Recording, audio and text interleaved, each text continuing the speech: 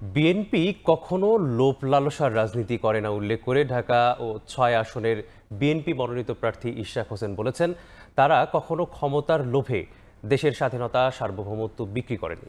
সোমবার বিকেলে নবাবপুরে ঢাকার প্রয়াত মেয়র সাদেক হোসেন খোকার ষষ্ঠ মৃত্যুবার্ষিকী উপলক্ষে আয়োজিত স্মরণসভায় তিনি এসব কথা বলেন।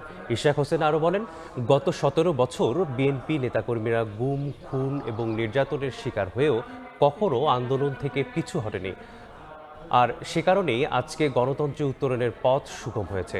এ সময় আগামী নির্বাচনে সবাইকে ঐক্যবদ্ধ থাকার আহ্বানও জানান তিনি।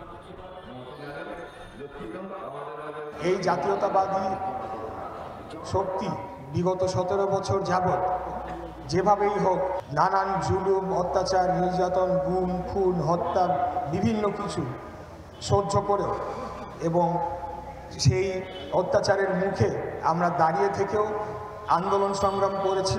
এই আন্দোলনটা যদি আমরা না করতাম তাহলে আজকে বাংলাদেশে কি গণতন্ত্র যে ফেরত আসার পথটি আবারও সুগম হয়েছে সেটি হতো কি না সেটা নিয়ে অবশ্যই যে কেউ বলতেই পারে।